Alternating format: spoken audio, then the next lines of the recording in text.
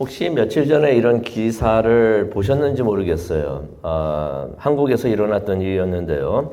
119 전화가 스웨덴에서 걸려왔습니다. 혹시 그 소식 들은 적 있으십니까? 이게 며칠 전에 일어났던 일인데요. 무슨 내용이었냐면은 한 20대 스웨덴 여성이 설악산을 등정하다가 사고를 당했던 것입니다. 혼자 산에 올랐던 것이에요. 왜 혼자 산에 갔는지 모르겠는데 혼자 산에 올라갔다가 하산하다가 3m 정도 되는 낭떠러지에 떨어져가지고 좀 다쳤다고 하는데 그러한 구조 신고가 스웨덴에서 왔습니다. 문제는 어떠냐면 이 여성이 아마 한국을 방문했던 사람이었던 것 같아요.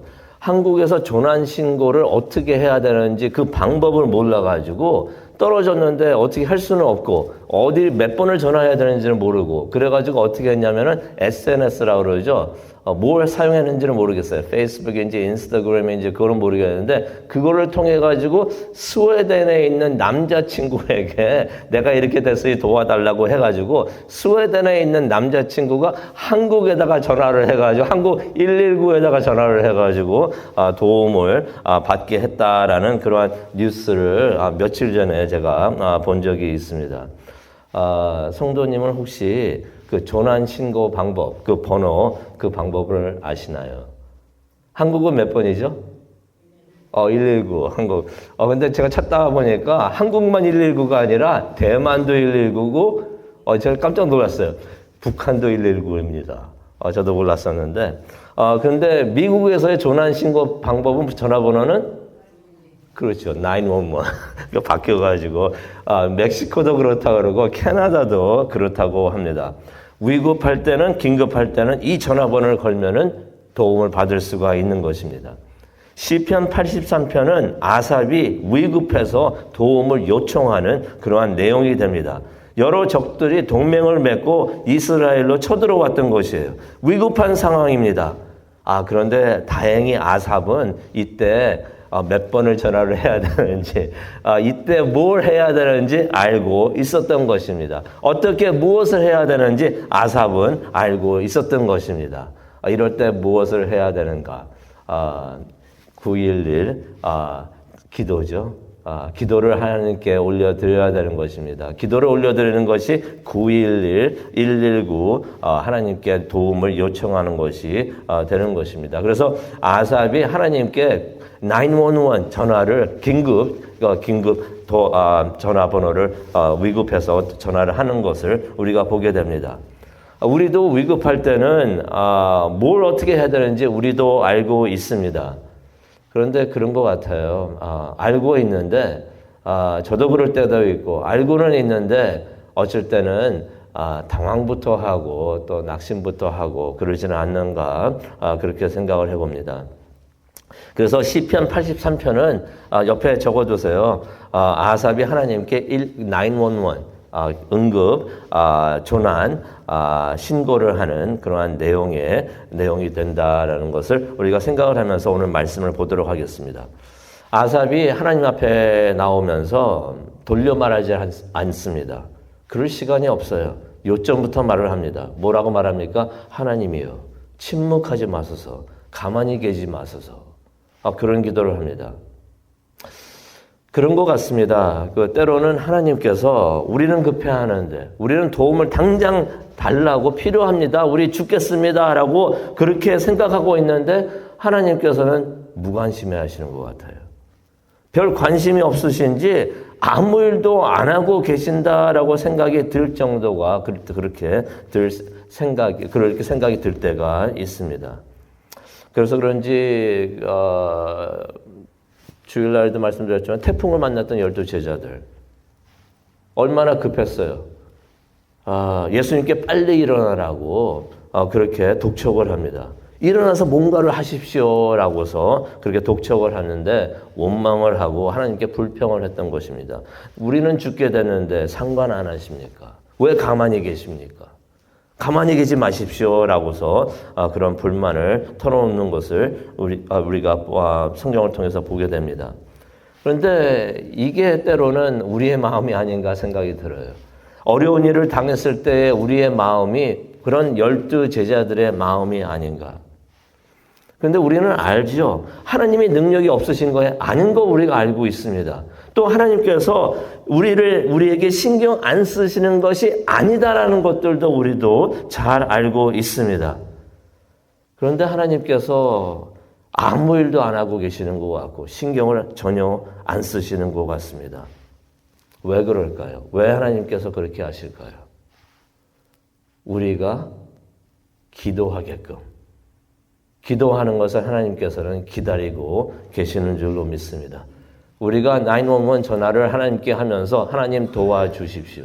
하나님께서 아시는데 우리가 직접 하나님 앞에 나와서 겸손하게 나와서 하나님 도와주시옵소서. 불쌍히 여겨주시옵소서. 그렇게 진심으로 전심으로 하나님께 기도하는 것을 하나님께서 원하시는 것 같습니다. 그래서 마음이 급해진 아담이 하나님을 간절히 찾습니다. 대충 찾는 게 아니죠. 간절하게 온 마음 다해서 온 정성을 다 쏟으면서 하나님께 기도를 합니다. 하나님 침묵하지 마소서. 가만히 계시지 마소서. 그가 그렇게 급해진 이유가 있습니다. 그게 이제 2절부터 8절에 나오는데요. 2절을 보니까 적들이 머리를 들고 파도처럼 몰려옵니다라는 말을 합니다.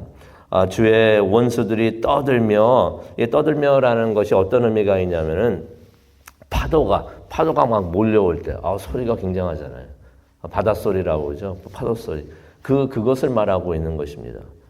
하나님이여 잠잠하지 마시고 조용하지 마소서. 미워하는 자들이 머리를 들었나이다. 교만하게 거만하게 그렇게 머리를 들고 파도처럼 몰려온다고 말을 하는 것입니다.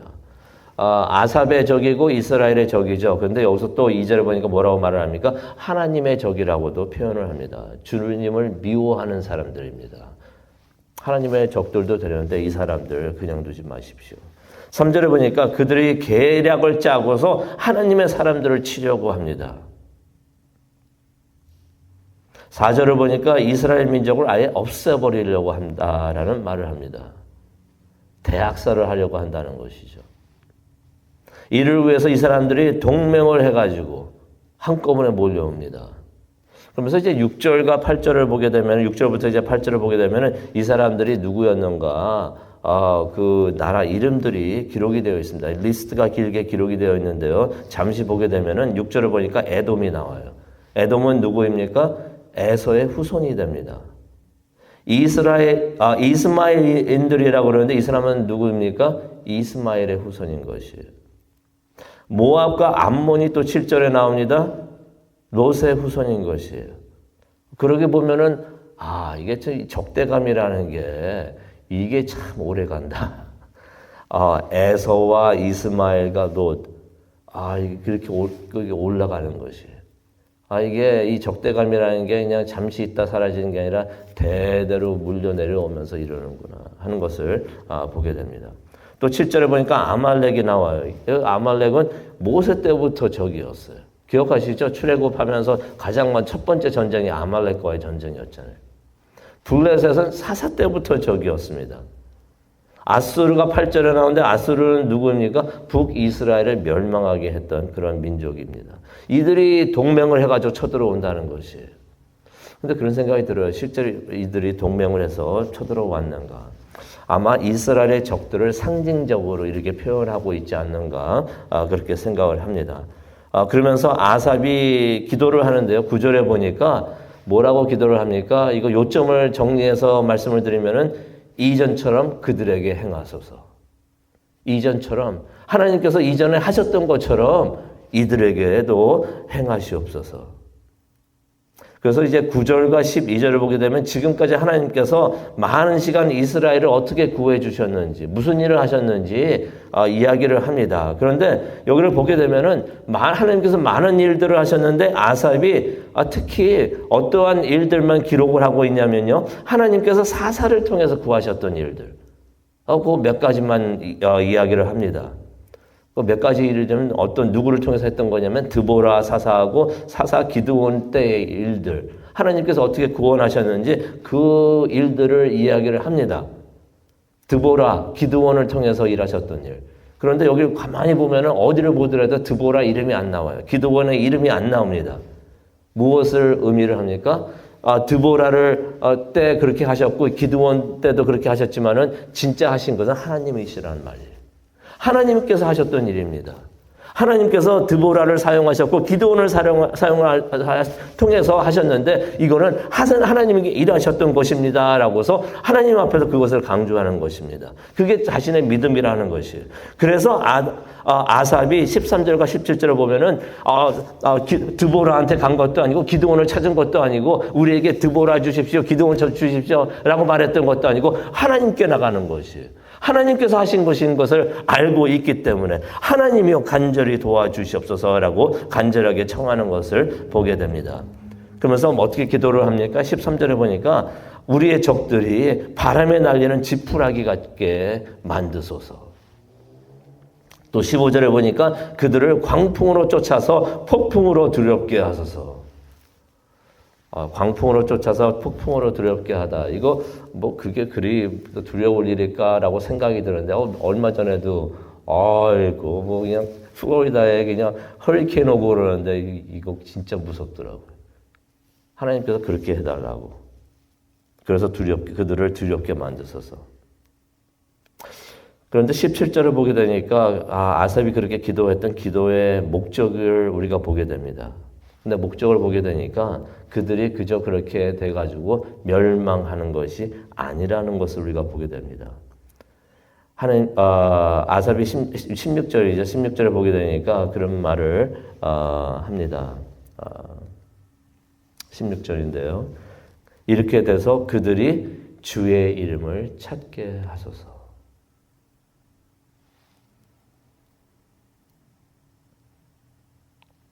무슨 말이 될까요? 지금까지는 아삽이 그들을 하나님한테 그냥 세게 치셔가지고 그냥 멸망하게 시키소서라고만 하는 줄 알았더니 16절에 그런 말을 합니다. 그들도 주의 이름을 찾게 하소서. 그들도 하나님의 위대하심을 알게 하소서라고 기도하는 것을 우리가 보게 됩니다.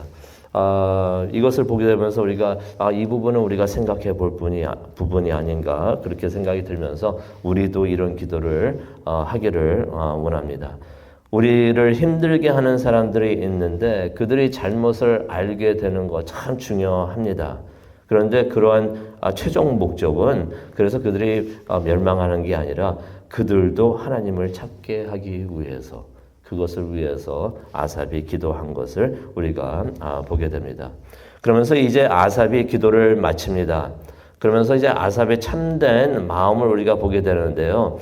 지금까지 아삽은 하나님을 긴급하게 찾았습니다. 도와달라고 하나님께 가만히 좀 계시지 마십시오. 하나님 뭐 좀 하십시오. 왜 이렇게 가만히 계십니까? 라고서 하나님께 도와달라고 했는데 그러면서 하나님께서 이전처럼 하셨던 것처럼 우리를 도우실 줄로 믿습니다. 에베네셀 하나님이 되셔가지고 앞으로도 지금도 도와주실 줄로 믿습니다. 라고서 말을 하는데 그래서 적들이 망하고 수치당하게 해달라고 또 9절 이하로 계속 말을 하는데 이러한 기도의 최종 목적은 무엇이었는가?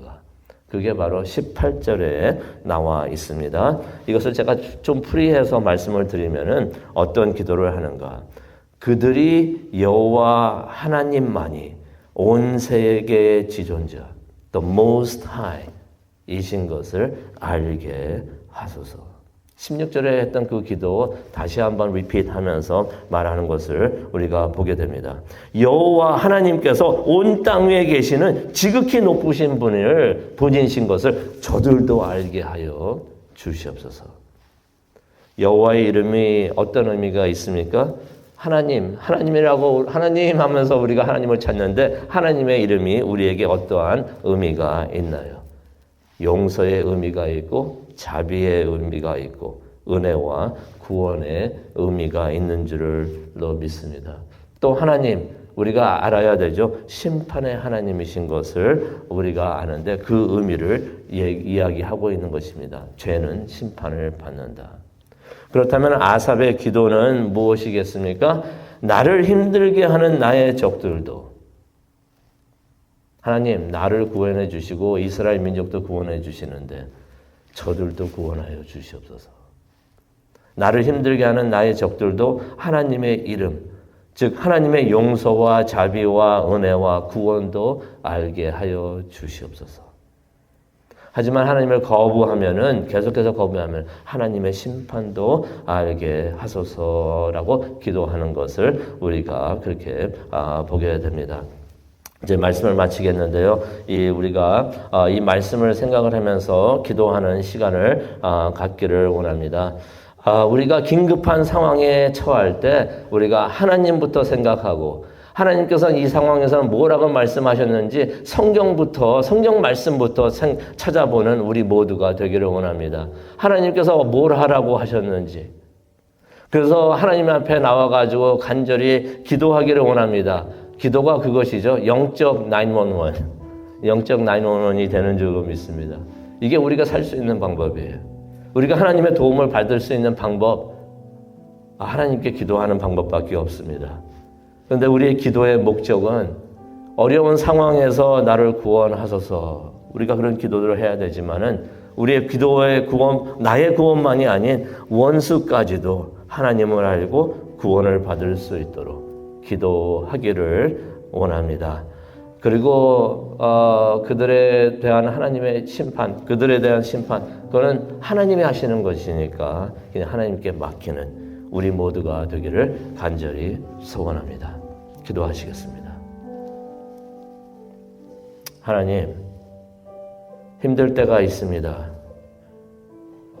그렇게 힘들 때 하나님을 가장 먼저 생각하게 하여 주시옵소서.